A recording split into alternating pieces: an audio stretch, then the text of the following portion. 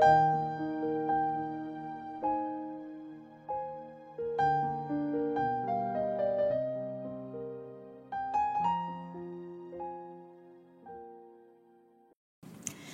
pagi teman-teman.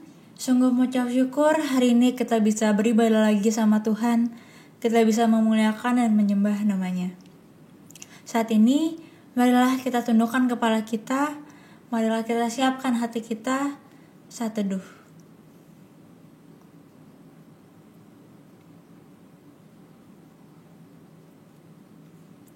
Amin. Mazmur 95 ayat 6-7 berkata, "Masuklah, marilah kita sujud, menyembah, berlutut di hadapan Tuhan yang menjadikan kita. Sebab dialah Allah kita, dan kitalah umat gembalanya, dan kawanan domba, tuntunan tangannya." Ya teman-teman, marilah saat ini kita datang beribadah kepada Tuhan. Marilah kita naikkan nyanyian dan pujian kita di hadapannya. Nyanyian pujian bagi Tuhan.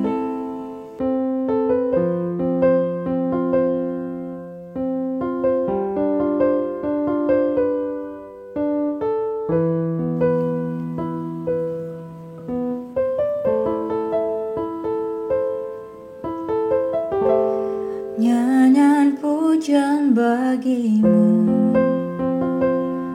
Tuhan, pujian bagimu, Tuhan, namamu besar dan layak dipuji.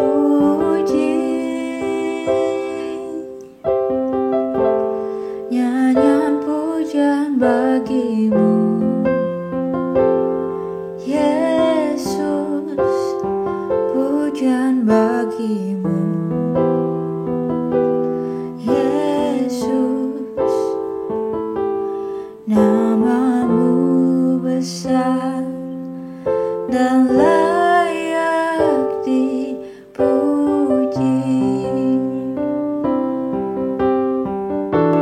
Kau sangat kucinta. Bersyukur selalu bagi kasih-Mu di dalam hidupku.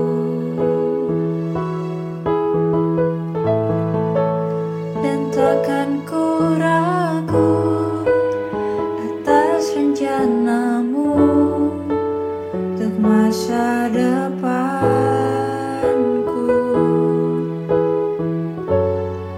Sebagai Bapa yang baik, takkan pernah Kau melupakanku. Sebagai Bapa yang sangat baik, takkan pernah Kau meninggalkanku.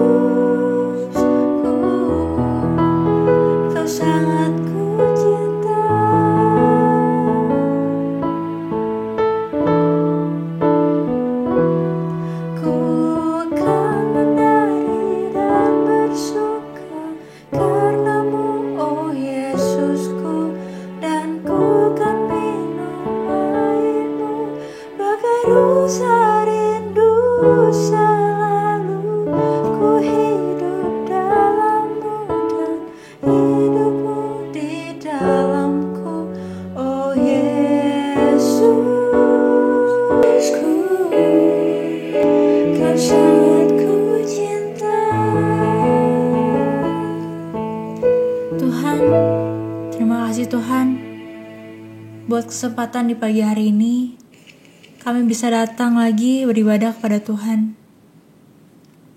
Tuhan, tolong kami Tuhan, fokuskan hati kami agar kami dapat beribadah kepadamu dengan baik.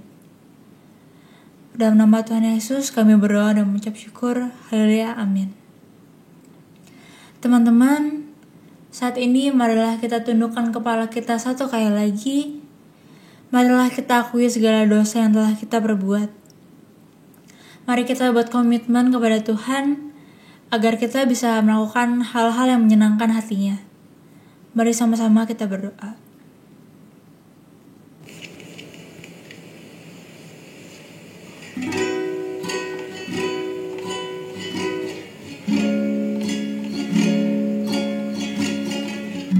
Telah kulihat bukti kasih-Mu,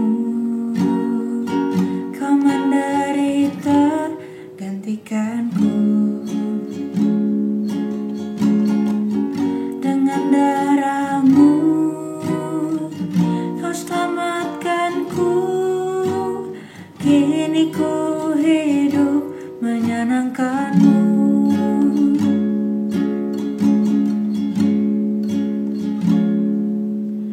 Terlalu besar kasih-Mu Bapa, pengorbanan yang Kau berikan bagiku.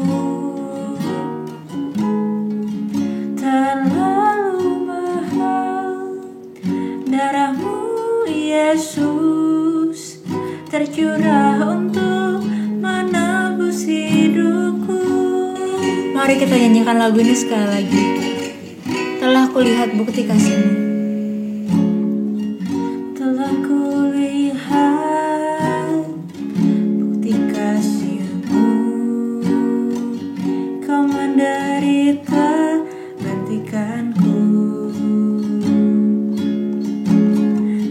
Dengan darah-Mu Kau selamatkanku. Kini ku hidup menyenangkan-Mu. Terlalu besar kasih-Mu Bapa, pengorbanan yang Kau berikan bagiku. Terlalu mahal darah-Mu Yesus, tercurah untuk menebus hidupku. Terlalu besar kasih-Mu Bapa, pengorbanan yang Kau berikan bagiku. Terlalu mahal darah-Mu Yesus, tercurah untuk menebus hidupku. 1 Yohanes 1 ayat 9 berkata, jika kita mengaku dosa kita, maka Ia adalah setia dan adil, sehingga Ia akan mengampuni segala dosa kita dan menyucikan kita dari segala kejahatan. Wow, teman-teman, dosa kita semua udah dihapusin nih sama Tuhan. Karena itu, marilah kita terus berada bersama Tuhan. Marilah kita jauhi hal-hal yang buat Tuhan sedih. Mari kita terus berlindung sama Tuhan kita.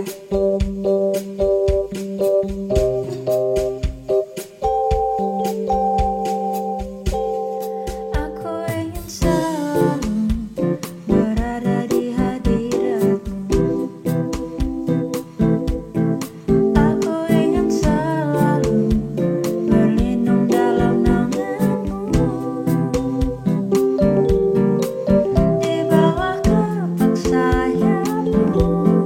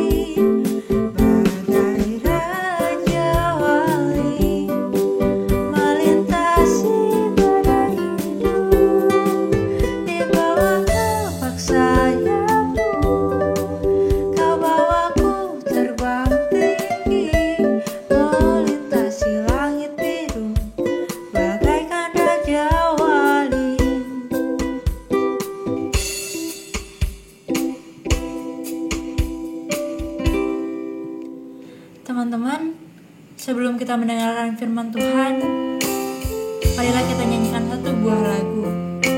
Seperti rusa yang haus, marilah kita selalu rindu untuk mendengar firman Tuhan. Mari kita nyanyikan lagu ini dengan sungguh-sungguh. Seperti rusa yang haus.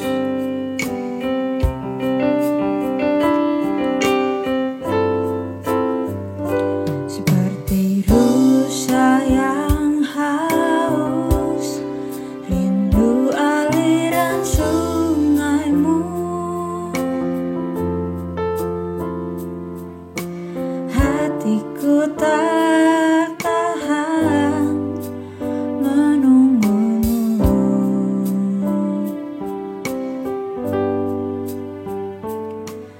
Bagai tanah gersang menanti datangnya hujan, begitupun jiwaku, Tuhan. Hanya Engkau diberi yang mengenal hatiku, tiada yang tersembunyi darimu. Seluruh isi hatiku Kau tahu, dan bawaku untuk lebih dekat lagi padamu, tinggal dalam indahnya dekapan kasih-Mu.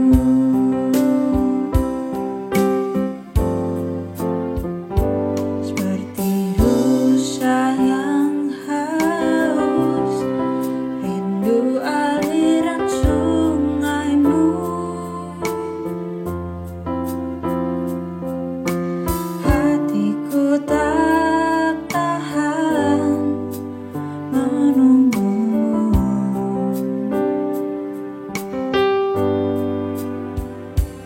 Bagai tanah gersang menanti datangnya hujan, begitupun jiwaku, Tuhan. Hanya Engkau diberi yang mengenal hatiku, tiada yang tersembunyi darimu. Seluruh isi hatiku Kau tahu, dan bawaku untuk lebih dekat lagi padamu, tinggal dalam indahnya dekapan kasih-Mu.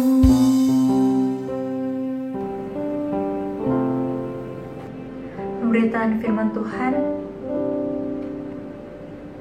Halo, selamat pagi teman-teman remaja GKBJ Samanhudi, teman-teman Glory Generation. Bersyukur untuk kesempatan saya boleh bertemu dengan teman-teman pada hari ini walaupun secara online gitu ya, untuk bersama-sama merenungkan firman Tuhan. Perkenalkan, nama saya Misael. Aku melayani di GKI Greenfield ya, untuk memegang komisi pemuda dan juga bidang liturgi dan musik. Senang sekali baru berjumpa dengan teman-teman pada hari ini. Dan hari ini kita akan sama-sama merenungkan satu bagian firman Tuhan. Saya mengajak kita membuka dari surat Rasul Paulus kepada jemaat di Efesus. Surat Efesus pasal yang pertama ayat 15 sampai 17. Nah teman-teman, hari ini fokus kita akan ada pada ayat 17, tapi aku ajak kita semua membaca bersama-sama mulai dari ayat yang ke-15. Aku akan bacakan, teman-teman silahkan memperhatikan di Alkitab masing-masing ya. Demikian firman Tuhan.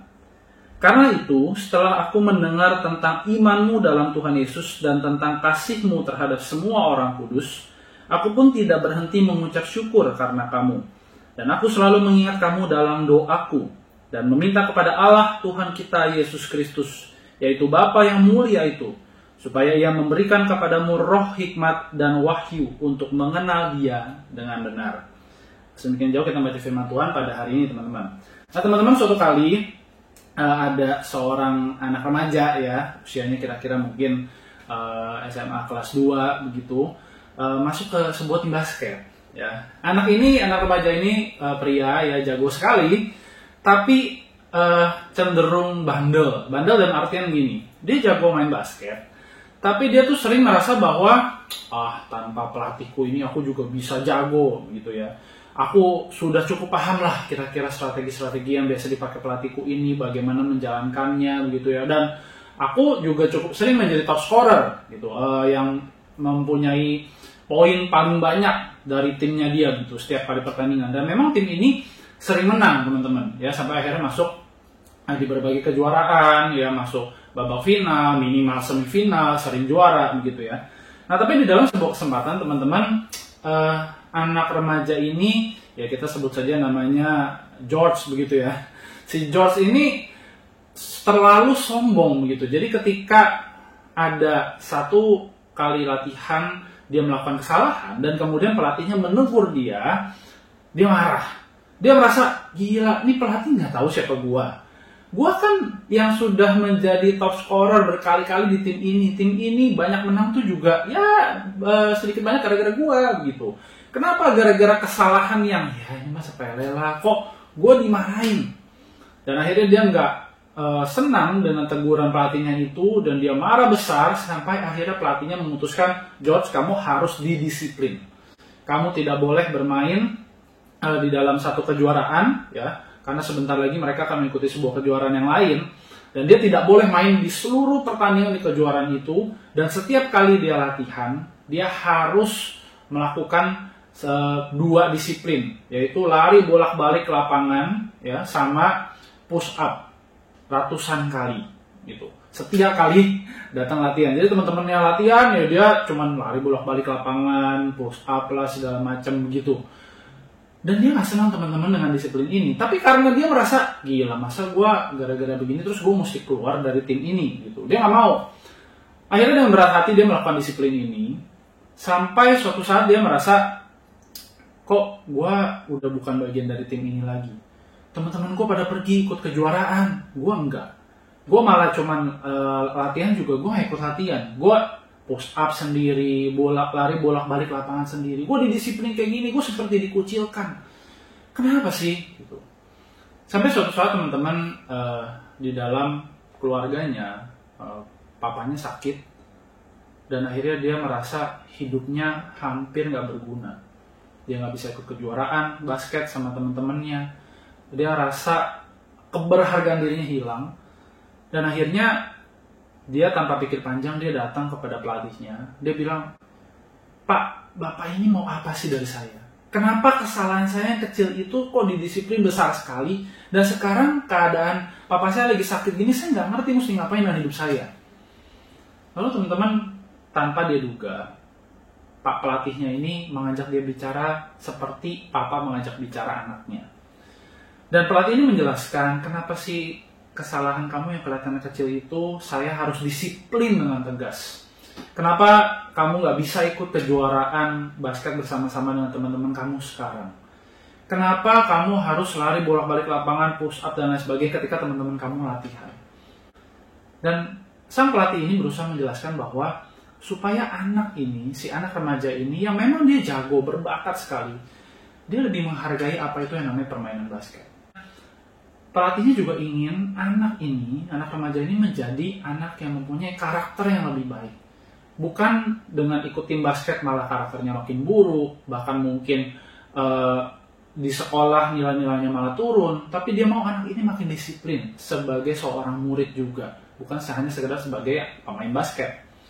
Dan akhirnya anak ini tercerahkan, teman-teman. Dia bisa untuk menerima kenapa dia didisiplin, dan akhirnya dia bisa menjalani hidupnya dengan lebih baik. Dia lebih mengenal apa itu permainan basket, dia lebih mengenal siapa pelatihnya, kenapa dia harus didisiplin, dan juga dia lebih mengenal diri dia sendiri. Dia orang yang lebih banyak sombong, bandel, dan dia memang harus didisiplin gitu ya. Nah teman-teman, inilah yang terjadi juga aku kira dengan kehidupan Kristen kita ya. Seringkali kita pikir kita udah kenal Tuhan, seringkali kita pikir kita sudah kenal dengan diri kita sendiri. Tapi ketika mungkin ada masa-masa di mana kita mengalami kesulitan, ya, seperti saat ini mungkin di masa-masa pandemi, ya, yang nggak tahu kapan selesainya, banyak sekali kesulitan yang kita alami. Lalu kita mulai bertanya, apakah aku udah mengenal Tuhan dengan benar? Atau jangan-jangan Tuhan lagi mendisiplin aku sekarang, hidupku kok jadinya nggak enak? Nah teman-teman, melalui apa yang kita baca, Rasul Paulus mengingatkan bahwa sangat penting bagi kita untuk melihat bahwa Tuhan selalu mengenalkan dirinya dengan memberikan kepada kita Roh Kudus yang membawa kita dengan hikmat dan kebenarannya untuk membawa kita kepada sebuah relasi yang lebih intim dengan Tuhan dan sebuah pengenalan yang lebih utuh tentang siapa Tuhan dan apa yang Dia lakukan di dalam kehidupan kita. Nah teman-teman, kalau kita perhatikan di dalam Efesus pasal yang pertama, tadi kan aku mengajak kita membaca dari ayat 15 begitu ya. Nah teman-teman, Efesus pasal 1 ayat 15-23 merupakan serangkaian doa Paulus yang pertama bagi jemaat Efesus. Doa yang kedua ada di pasal ketiga ya. Pasal ketiga ayat ke-14 sampai 21 gitu. Nah ini doa yang pertama. Nah teman-teman, apa sih yang Paulus doakan? Kita memang tidak akan bahas semua gitu ya. Tapi dia pertama-tama sebelum dia berdoa, dia bilang karena itu. Nah teman-teman perhatikan ketika Paulus bilang karena itu, sebenarnya dia sedang menunjuk kepada apa yang dia jelaskan dengan cukup komprehensif, dengan cukup lengkap dari ayat 3 sampai ayat 14 dari pasal 1 ini. Yaitu tentang bagaimana Allah menjalankan rencana keselamatannya dengan begitu baik, dengan begitu indah untuk menyelamatkan manusia berdosa melalui Tuhan kita Yesus Kristus. Ya. Dan termasuk juga untuk jemaat di Efesus ini. Begitu. Beberapa kali Paulus menekankan dalam kasih-Nya Allah telah menentukan kita semula oleh Yesus Kristus menjadi anak-anaknya di ayat yang kelima misalnya. Dan kemudian sebab di dalam Dia, di dalam Kristus, oleh darahnya kita beroleh penebusan, pengampunan dosa menurut kekayaan kasih karunia-Nya. Kehidupan Kristen yang sebenarnya kita nggak layak terima, tapi itu diberikan oleh Allah di dalam karyanya Tuhan kita Yesus Kristus. Itu berlaku bagi jemaat Efesus dan juga bagi kita teman-teman. Nah karena itu semua, dan kata Paulus, itu semua hanya untuk kemuliaan Allah sendiri, gitu dikatakan. Nah karena itu semua, dan kemudian Paulus mendengar, wah jemaat Efesus ini imannya di dalam Tuhan Yesus dan juga kasih mereka kepada semua jemaat, semua orang kudus, semua orang percaya, itu sangat membuat Paulus bersuka cita. Dan Paulus bersyukur, dikatakan, aku pun tidak berhenti mengucap syukur karena kasih-Mu itu kepada sesamamu, karena iman-Mu di dalam Tuhan Yesus, karena semua yang sudah Tuhan kerjakan di dalam kehidupan kamu. Dan Paulus berdoa bagi mereka. Ya, dia tidak hanya bersyukur, dia melihat jemaat Efesus harus terus didukung, tidak bisa loyo kehidupan Kristennya. Ya. Dan aku kira juga demikian harusnya dengan kita. Kita tidak hanya stop berhenti kepada udahlah, yang penting saya sudah percaya Tuhan Yesus, ya kan. Yang penting aku tidak jahat-jahat banget lah sama teman-temanku ya, apalagi sekarang online kelas, mana mungkin aku jahat sama mereka, ketemu saja, tidak gitu ya. Ya nggak jahat sama guru juga, ya nggak apa-apa lah gitu, sedikit-sedikit. Nah teman-teman, bagi Paulus hidup kekristenan itu tidak hanya berhenti di sana. Selamat percaya kepada Tuhan Yesus terus sudah selesai gitu, enggak. Tapi hidup Kristen adalah hidup yang dikatakan Paulus di dalam poin pertama dari doanya adalah dia meminta kepada Allah Tuhan kita Yesus Kristus, yaitu Bapa yang mulia itu, supaya Ia memberikan kepadamu roh hikmat dan wahyu untuk mengenal Dia dengan benar. Nah teman-teman, seperti yang aku tadi katakan, apa sih yang sebenarnya mau Paulus doakan dan apa yang Tuhan mau untuk terjadi di dalam kehidupan jemaat Efesus dan juga kita sebagai orang percaya sekarang? Yaitu setidaknya ada dua hal teman-teman dari ayat 17, yaitu ada Paulus meminta supaya Tuhan Allah memberikan roh hikmat dan wahyu untuk mengenal Dia dengan benar, atau dengan kata lain kita juga bisa tafsirkan untuk mengenal Dia dengan lebih baik, gitu, to know Him better. Ya, teman-teman, dua hal ini sangat penting. Pertama adalah tentang wisdom, ya, tentang hikmat. Roh Kudus yang memberikan hikmat. Roh Kudus yang memberikan hikmat maksudnya apa? Teman-teman, di dalam mengenal Tuhan, kita tidak bisa hanya mengenal Tuhan separuh-separuh, atau seperempat, atau sepertiga. Kita harus mengenal Tuhan dengan utuh, berelasi dengan Dia dengan utuh sebagaimana Dia adanya. Nah teman-teman, di dalam istilah teologi kekristenan, mungkin kita pernah dengar apa yang namanya dialektika sifat Allah, atau dialektika pribadi Allah. Salah satu contohnya misalnya kita mungkin pernah berpikir, kalau Allah itu mengasihi aku, kenapa kadang-kadang ada hal buruk menimpa aku? Kalau Dia mengasihi aku, kenapa aku tidak dibiarkan saja hidup baik-baik? Misalnya gitu, itu contoh ya. Tapi kita tidak akan membahas hal itu gitu. Tapi itu contoh-contoh di dalam kehidupan kita sehari-hari yang mungkin bentuknya pertanyaan, mungkin bentuknya pernyataan, peristiwa, fenomena yang mengajak kita melihat bahwa Allah itu tidak hanya bisa kita pahami hanya dari 1-2 hal saja, ya. Tapi dari banyak sekali hal. Dan ini karena sifatnya dialektika. Dialektika maksudnya adalah sifatnya saling melengkapi, saling berbicara satu sama lain. Jadi ketika kita berbicara Allah itu kasih, kita tidak bisa lepaskan misalnya Allah itu juga adil. Yang kita juga tahu sama-sama harusnya itu semua tergenapi ketika Tuhan kita Yesus Kristus ada di atas kayu salib. Allah yang kasih dan Allah yang adil itu ada secara bersama-sama. Nah ini sesuatu hal yang di satu sisi kok aneh ya teman-teman, tapi di satu sisi benar. Ya. Nah ini yang Paulus minta, supaya jemaat Efesus dan juga aku yakin setiap kita juga sebagai orang Kristen betul-betul kenal siapa sih Tuhan yang kita percaya gitu ya. Dan melalui memahami akan sifat-sifat Tuhan itu, kita memiliki relasi yang lebih intim dengan Tuhan. Nah bagaimana kita mengaplikasikannya nanti ya, aku akan coba mengajak kita mengaplikasikannya bersama-sama. Kemudian teman-teman, hal yang kedua adalah mengenai revelation, mengenai wahyu. Untuk semuanya itu juga untuk membawa kita mengenal Tuhan dengan benar atau dengan lebih baik. Nah teman-teman, kalau ngomong-ngomong soal wahyu, maka kita harus melihat bahwa Tuhan itu tidak hanya Tuhan yang menyatakan, mengkomunikasikan siapa Dia, tapi apa yang Dia lakukan bagi kita, bagi dunia ini, bagi kemuliaan Dia. Tadi kan kata Paulus ya di pasal 1 ayat 14 begitu. Nah semua ini karya-karya Tuhan, tindakan-tindakan Tuhan, jadi tidak hanya siapa Tuhan, tapi apa yang Tuhan lakukan, itu semua harusnya membawa kita tidak hanya berelasi dengan intim bersama dengan Tuhan, tapi juga membawa kita lebih memahami kenapa sih Dia melakukan itu. Ya. Kenapa sih misalnya mungkin nanti dalam konteks kita bisa belajar untuk memahami kenapa ada pandemi ini. Memahami apa yang terjadi di dalam kehidupan kita dari perspektifnya Tuhan, bukan hanya dari perspektif kita sebagai manusia yang sangat-sangat terbatas teman-teman. Ya. Dan hikmat dan wahyu ini, kedua hal ini menjadi sangat penting untuk membawa kita mengenal Tuhan dengan lebih benar, lebih baik, mempunyai relasi, tadi satu ya, relasi yang lebih intim, dan juga yang kedua adalah memiliki pemahaman, pengenalan, pengetahuan yang lebih dalam, lebih benar, lebih utuh tentang siapa Tuhan yang kita percaya. Nah teman-teman, dua hal ini bagaimana kita mengkaitkannya di dalam kehidupan kita sekarang. Nah tadi aku sudah sempat sebutkan bahwa kehidupan kita sekarang, teman-teman remaja, aku sudah berkeluarga gitu ya, 1 istri, 1 anak dulu cukup ya. Kehidupan kita dikontekskan ya, dilingkupi oleh satu kondisi yang sama sebenarnya, yaitu pandemi ya. Ini sampai khotbah ini diberitakan kan pandemi juga tidak kunjung membaik banget begitu. Mungkin ada berapa hari, berapa waktu kelihatannya mau membaik, tapi kok abis itu ada lonjakan lagi, apalagi kita yang hidup di Jakarta kan ya. Ngeri-ngeri sedap begitu, mau keluar, mau liburan juga bingung segala macam. Dan dari pemerintah juga mengumumkan kan kepada kita bahwa pembelajaran sekolah belum bisa dengan tatap muka, kita harus online lagi untuk 1 semester lagi ini paling enggak gitu ya. Nah teman-teman, dari masa-masa pandemi ini yang melingkupi kehidupan kita, ada banyak sekali pergumulan mungkin. Teman-teman, yang pertama misalnya kita bergumul tentang online learning ya, teman-teman sama-sama sekolah dengan cara daring ya, atau online begitu.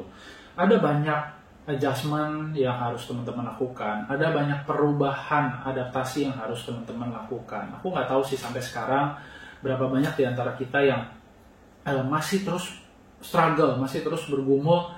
Aduh, ini sekolah online nih kayaknya melelahkan kah ya? Bikin gampang ngantuk kah gitu ya, atau lebih banyak godaannya, karena mungkin kita kalau nggak diwajibin on video gitu, pakai Zoom misalnya atau pakai Google Meet atau apa, kita bisa off video terus sambil ngerjain yang lain. Mending kalau misalnya kerjain tugas yang akan dikumpulkan minggu depan, wih gila ya, hebat sekali ya.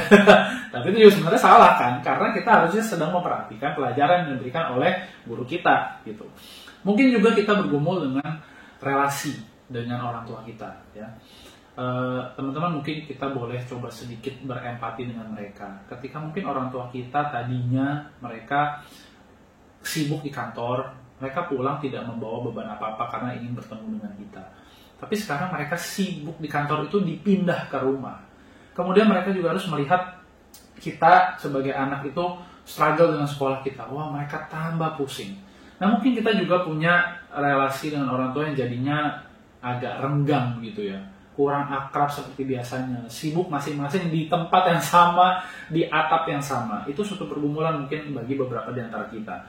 Dan mungkin kita juga bergumul untuk masalah sosialisasi dengan teman-teman ya. Biasanya kita kalau sekolah Senin sampai Jumat, bahkan mungkin ada yang ke sekolah sampai hari Sabtu juga ya. Ketemu sama teman-teman, bisa bergaul dengan bebas, dengan enak, tidak ada batasan fisik begitu ya. Sekarang dibatasi dengan fisik. Mungkin kita masih bisa ajak teman-teman, nggak terlalu ramai, pergi ke mall atau apa gitu ya. Tapi kok kayaknya juga mungkin waktunya dibatasi begitu ya, kegiatannya dibatasi, makan mesti jauh-jauhan, ngobrol mesti jauh-jauhan begitu ya. Banyak sekali kegiatan sosial kita dengan teman baik kita, dengan pacar kita mungkin ya, yang sangat-sangat dibatasi sekarang dan membuat kita stres ya. Aduh, bagaimana menghadapi hidup ini. Kemudian juga mungkin kita banyak sekali dirundung dengan kebosanan, kita merasa kesepian karena tadi begitu ya. Banyak sekali hal kegiatan yang bisa kita lakukan dengan bebas tadinya, tapi sekarang nggak bisa. Kita mungkin ada di antara kita, aku nggak tahu teman-teman yang juga dirundung oleh masalah kematian, keterpisahan. Mungkin ada teman kita yang sakit sampai meninggal, mungkin ada anggota keluarga kita, mohon maaf ya, yang mungkin sakit, terkena COVID, sampai meninggal gitu. Dan mungkin juga kita bergumul dengan ibadah kita ya. Tiap hari Minggu kita biasa beribadah tuh ketemu teman, lihat koko cici pembimbing misalnya, lihat hamba Tuhan dengan enak begitu ya, bertatap muka. Tapi sekarang enggak. Ada kesulitan-kesulitan yang membuat kita kok rasanya aduh Tuhan, mau ibadah hari Minggu tuh susah sekali gitu ya. Nah teman-teman, ini konteks hidup kita kira-kira ya. Mungkin kalau mau disebutin, dicari-cari lagi masih banyak banget pergumulannya. Nah teman-teman, bagaimana ini semua? Kalau tadi Paulus bilang, ada roh hikmat dan wahyu yang membawa kita untuk mengenal Tuhan dengan lebih baik, dengan lebih benar. Apakah itu bertentangan dengan kondisi kita sekarang? Nah teman-teman, aku mau mengajak kita berpikir begini. Kalau Tuhan mau berbicara dengan kita dalam kondisi apapun, maka harusnya kondisi pandemi ini tidak menghalangi Tuhan untuk mengenalkan siapa Dia dan apa yang Dia lakukan dalam kehidupan kita. Teman-teman, mari coba kita lihat dari semua tadi serentetan pergumulan kita yang mungkin kita alami ya. Misalnya ketika kita bergumul dengan online learning, kelas sekolah kita harus online. Teman-teman, pernah nggak kita berpikir bahwa ketika kita bisa sekolah online pun, itu adalah sebuah sarana yang Tuhan berikan untuk mengkomunikasikan bahwa aku tetap memberikan kesempatan kepada kamu untuk sekolah.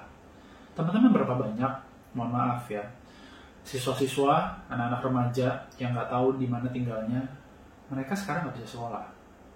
Mereka nggak punya gadget, mereka nggak punya laptop, mereka nggak punya handphone. Mereka kalaupun punya handphone misalnya, mereka nggak bisa punya handphone dengan fitur internet. Kalaupun punya itu, mereka misalnya tidak punya uang cukup untuk membeli kuota internet. Dan ketika kita, di dalam konteks kita pribadi sekarang, ketika kita masih bisa sekolah, bukankah itu berkat Tuhan? Tanda Tuhan masih memelihara kita. Kita jangan lihat dulu orang lain, lihat dulu diri kita, dan ketika kita masih bisa sekolah, walaupun secara online, walaupun banyak sekali pergumulan, bukankah itu bukti bahwa Tuhan memelihara hidup kita? Nah ingat tadi ya, dialektika sifat Allah tadi. Tuhan tetap baik. Pandemi ini, keadaan buruk di dalam hidup kita tidak akan menghalangi Tuhan untuk mengkomunikasikan bahwa Dia tetap baik kepada kita. Dia tetap memberikan kita kesempatan untuk sekolah walaupun secara online. Lalu misalnya relasi dengan orang tua. Teman-teman, berapa banyak mungkin kita pernah dengar ada berita-berita yang menyatakan bahwa ada orang tua yang sampai pengen bunuh anaknya. Ada orang tua yang kesel, benci sekali sama anaknya karena hal-hal tadi itu. Di rumah mereka bertemu 24 jam, sibuk sama-sama, stres sama-sama, sampai akhirnya salah satu nggak tahan, orang tuanya ada yang nggak tahan kah, anaknya yang ada yang nggak tahan kah, akhirnya keluarganya berantakan sekali.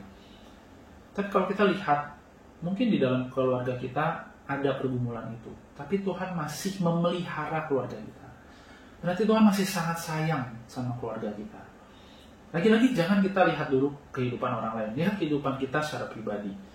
Kalau kita masih bisa ngobrol sama papa mama dengan baik, masih bisa berrelasi dengan koko cici adik kita dengan baik, bukankah itu semua berkat Tuhan di tengah segala pergumulan yang kita alami di dalam relasi kita dengan keluarga?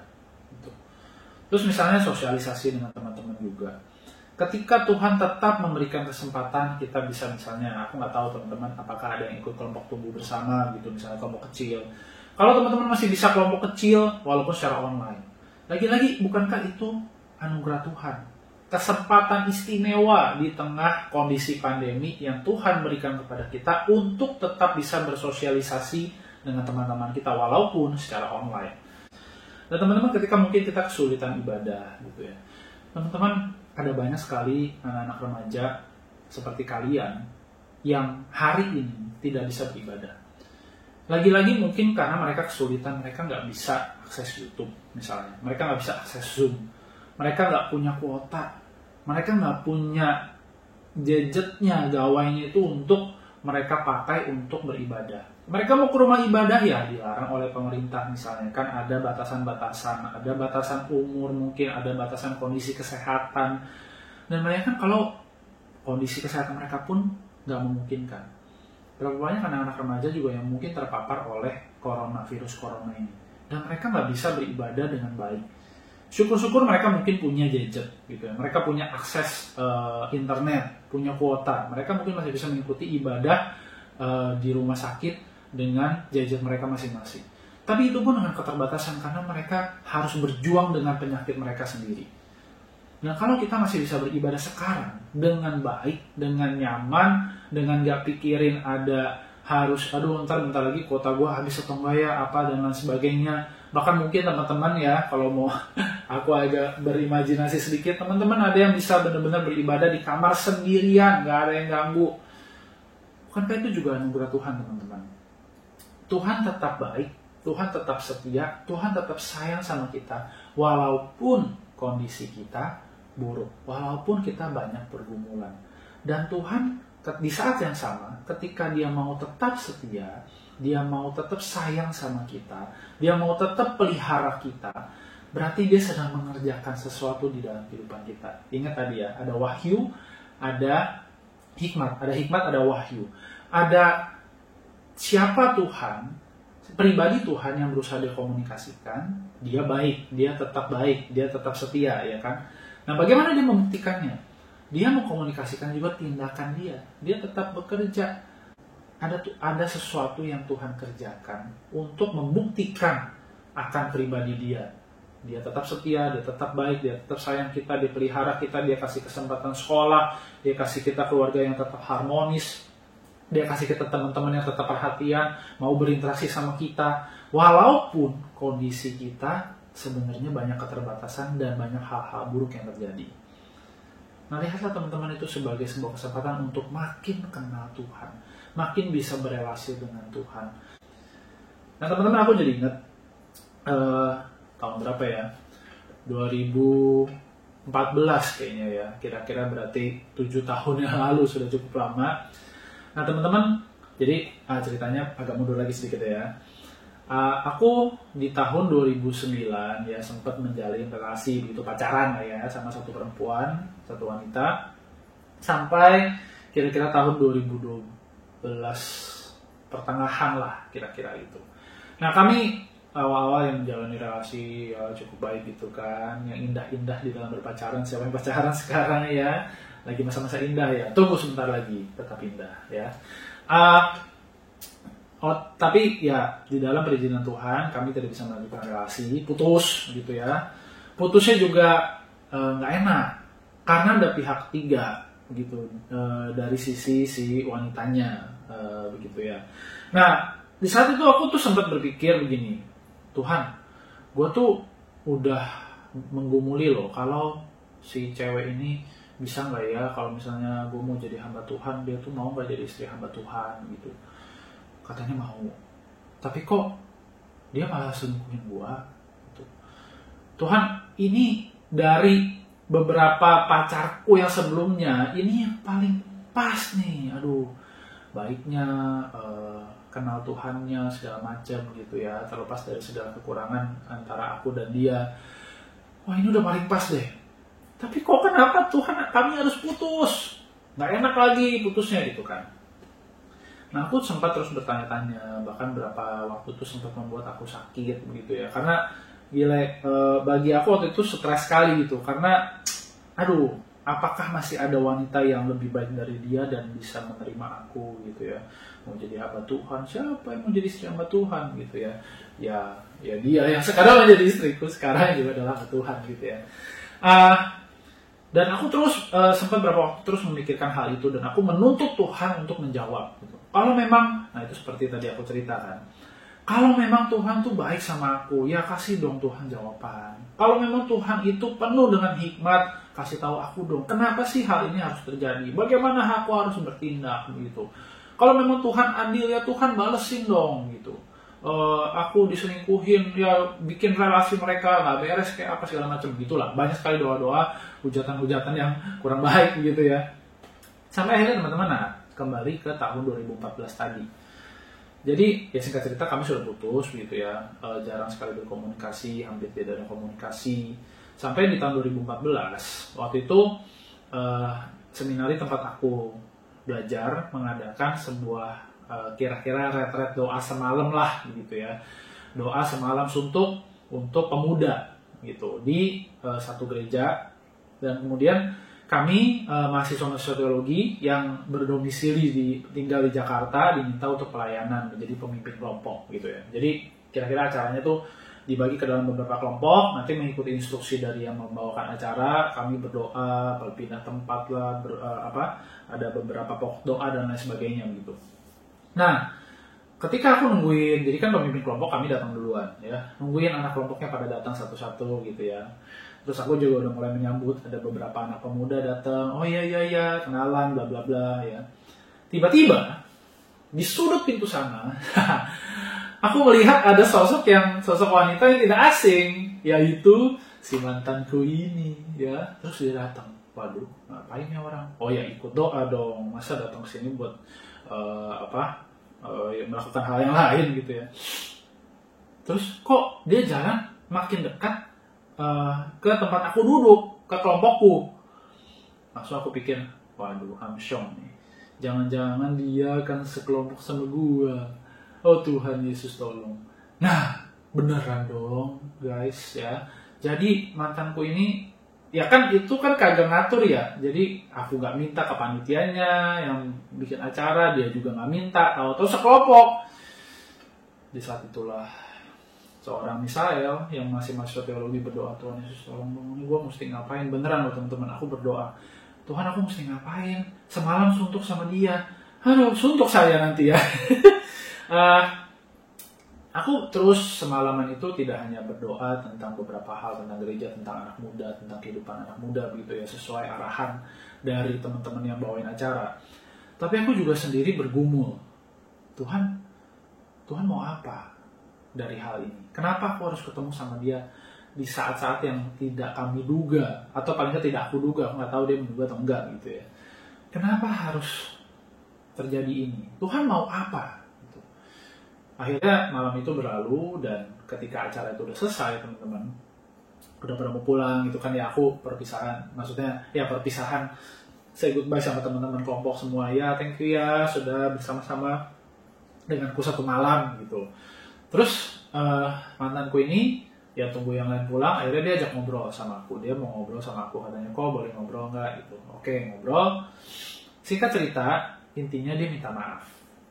minta maaf karena ada hal yang gak enak terjadi di akhir relasi kami gitu ya dulu dan lain sebagainya gitu. Dan aku bilang ya oke, sama-sama aku juga minta maaf kalau ada hal-hal yang gak enak, aku mengecewakan bla bla bla gitu ya. Sudah selesai. Nah, di perjalanan pulang aku berpikir, kembali bertanya Tuhan mau ngajarin apa sih? Tuhan mau menyatakan apa? Apa yang sedang mau Tuhan singkapkan, wahyukan gitu ya. Lalu aku berpikir di tahun 2012, 2 tahun sebelumnya itu, ketika aku bertanya-tanya tadi, kenapa sih hal ini terjadi, bla bla bla bla bla, Tuhan tuh hukum aja dia, bla bla bla gitu ya. Tuhan menjawab dengan begini, gua tuh terlalu kenal sama lu, gua terlalu sayang sama lu, makanya lu gak bisa terus sama wanita ini. Tuhan menunjukkan bahwa dia lebih kenal aku. Di dalam kemahatauannya, dia tahu betul kalau aku bersama dengan wanita ini, kehidupanku tidak akan berjalan seperti sekarang, seperti waktu itu, tahun 2014 itu ya. Apakah mungkin, ya ini tebak-tebakan manusiawi gitu ya, aku gak jadi masuk sekolah teologi gara-gara memperjuangkan relasi sama dia dan lain sebagainya gitu. Itu akan menghalangi rencana Tuhan di dalam kehidupanku. Tuhan terlalu sayang sama aku. Dan Tuhan waktu itu bilang juga yang kedua begini, aku sudah mengampuni kamu. Nah lihat, ada sifat Tuhan, pribadi Tuhan yang sayang sama aku. Ada tindakan Tuhan. Tuhan bilang, aku sudah mengampuni kamu. Aku sudah damai sama kamu. Kamu juga harus begitu sama mantanmu ini. Kamu tidak perlu tahu kenapa dia selingkuh, kenapa hubungan kalian harus berakhir dan lain sebagainya, kenapa kok kesannya aku tidak menghukum mereka. Itu bukan urusanmu. Urusanmu adalah, kata Tuhan, kamu ampuni dia, aku sudah mengampuni kamu loh. Kamu damai sama dia, aku juga sudah berdamai dengan kamu. Itu yang aku lakukan buat kamu, tolong kamu lakukan juga sama dia. Dan itu yang terjadi teman-teman di saat itu gitu ya. Aku betul-betul lega sekali, dan aku akhirnya tahu kenapa Tuhan mengizinkan kami tuh bertemu gitu ya. Karena ada damai, ada pengampunan yang mau Tuhan ajarkan. Dan Tuhan mau mengajarkan juga bahwa Tuhan adalah Tuhan yang sangat kenal siapa aku, lebih daripada aku kenal diriku sendiri. Dan Tuhan adalah Tuhan yang sangat sayang sama kehidupanku. Dia punya rencana yang jauh lebih besar dari sekedar relasi yang mungkin relasi antar pemuda-pemudi ini ya, gitu ya. Dan teman-teman, itulah yang aku kira bisa menjadi penutup kita untuk mengingatkan kita di dalam kehidupan kita, seburuk apapun keadaan kita, banyak hal yang kita nggak duga, kita nggak expect pun terjadi, Tuhan tetap mau berbicara dengan kita. Tuhan memberikan Roh Kudus di dalam hati kita yang mendiami kita untuk menaruh hikmatnya, wahyunya dalam kehidupan kita, sehingga ketika kita berhadapan dengan hal-hal yang buruk apapun, kita tetap dapat melihat ada Tuhan yang sedang membicarakan siapa dia dan apa yang dia lakukan. Semuanya itu membawa kita mengenal Tuhan dengan lebih baik, dengan lebih benar. Nah teman-teman, besar harapan aku setiap kita boleh betul-betul bisa makin kenal Tuhan, walaupun keadaan hidup kita saat ini tidak baik. Banyak hal buruk, tapi Tuhan tetap adalah Tuhan yang siapanya dia di dalam kehidupan kita. Dia tetap baik, dia tetap setia, dia tetap mengasihi kita, dan dia terus bekerja dalam kehidupan kita untuk membawa kita bertumbuh semakin kenal dia hari lepas hari. Amin. Mari kita berdoa. Tuhan, kami bersyukur kepadamu untuk firman-Mu pada hari ini. Kami bersyukur di dalam kondisi apapun dalam kehidupan kami, Tuhan tetap Tuhan yang mau berelasi dengan kami. Tuhan tetaplah Tuhan yang tidak berubah. Siapa Engkau, apa yang Engkau lakukan, tidak pernah berubah dalam kehidupan kami. Dan kami bersyukur untuk hal itu ya Tuhan. Dan Tuhan tolong kami di masa-masa pandemi seperti ini. Ada begitu banyak pergumulan yang mungkin kami alami. Tuhan bawa kami untuk menyadari bahwa Tuhan selalu ada bagi kami.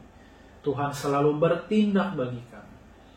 Dan kami memohon Allah Roh Kudus yang mendiami diri kami, memberikan kami hikmat, menyingkapkan kebenaran Tuhan, sehingga kami di dalam apapun pergumulan yang kami lewati saat ini, di masa-masa pandemi ini, kami tetap boleh bertumbuh, kami tetap boleh makin kenal siapa Tuhan, kami tetap boleh makin mengenal, memahami apa yang Tuhan sedang kerjakan di dalam kehidupan kami.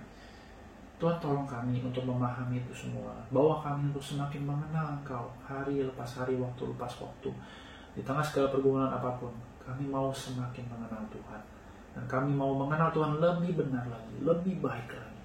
Sampai waktunya nanti, ketika kami berjumpa dengan Tuhan muka dengan muka, kami boleh puas karena kami betul-betul mengenal siapa Tuhan yang kami percaya. Terima kasih Tuhan, hamba-Mu berdoa untuk setiap teman-teman remaja dari Glory Generation ini. Tuhan terus pimpin mereka dalam masa-masa pandemi ini. Iman mereka, kasih mereka kepada Tuhan dan kepada sesama boleh terus bertumbuh. Pengenalan mereka akan Tuhan, kasih mereka kepada Tuhan juga boleh semakin bertumbuh. Dan di masa-masa remaja ini mereka boleh semakin mengenal siapa Tuhan yang mereka percaya. Terima kasih Tuhan, terpujilah nama-Mu dalam nama Tuhan Yesus, Tuhan dan Juru Selamat kami yang hidup, kami berdoa. Amin. Thank you teman-teman, sampai jumpa. Terima kasih untuk pemberitaan firman-Nya. Saat ini marilah kita menaikkan satu pokok doa syafaat. Kita mau berdoa untuk penyuntikan vaksin yang sudah ditemukan untuk melawan COVID-19 ini. Kiranya masyarakat bisa mengikuti anjuran pemerintah dan vaksin juga dapat bekerja dengan baik. Mari sama-sama kita berdoa.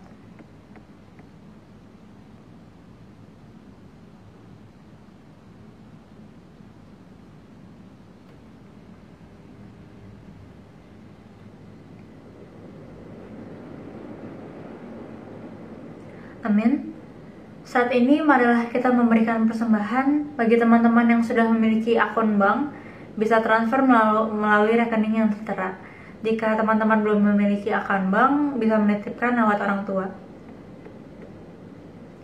Saat ini marilah kita bangkit berdiri, kita akui iman kita, pengakuan iman rasuli.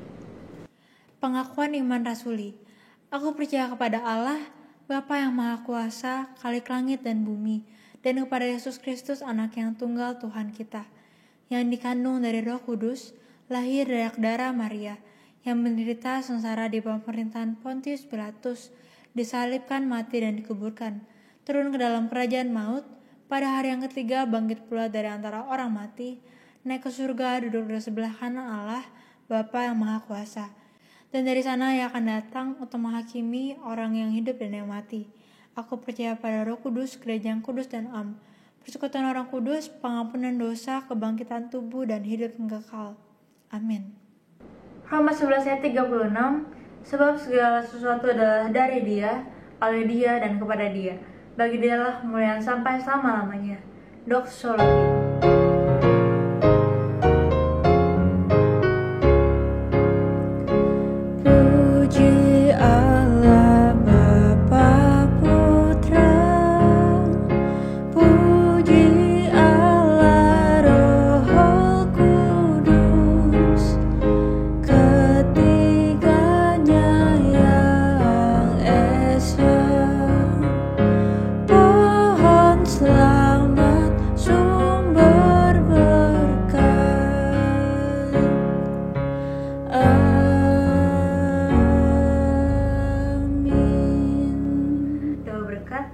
Teman-teman, mari kita mengakhiri ibadah kita dan kita berdoa. Tuhan, kami datang kepadamu di akhir ibadah kami bersyukur kepadamu ya Tuhan, untuk undanganmu pada hari ini, kami boleh beribadah bersama-sama, dan biarlah firman-Mu Tuhan boleh terus menuntun jalan kami, hari lepas hari, menjadi murid-murid Tuhan yang setia, menjadi anak-anak Tuhan, remaja-remaja Tuhan yang setia mengikut Tuhan, di tengah masa-masa sulit seperti ini. Kami boleh tetap mencari Tuhan dengan hikmat-Mu, dengan wahyu dari Engkau. Kami boleh hidup menjadi anak-anak Tuhan yang memuliakan Engkau, semakin mengenal Engkau ya Tuhan. Dan biar kiranya berkat dan anugerah dari Tuhan melingkupi kami, mengantar kami untuk mengakhiri ibadah ini. Kiranya anugerah yang sempurna dari Tuhan kita Yesus Kristus, damai sejahtera dari Allah Bapa kita, persekutuan, pimpinan, tuntunan dari Allah Roh Kudus, berkat Allah Tritunggal, menyertai setiap kita dari sekarang sampai selama-lamanya. Amin. Bapak, terima kasih. Bapak, terima kasih. Bapak, terima kasih. Bapak, di dalam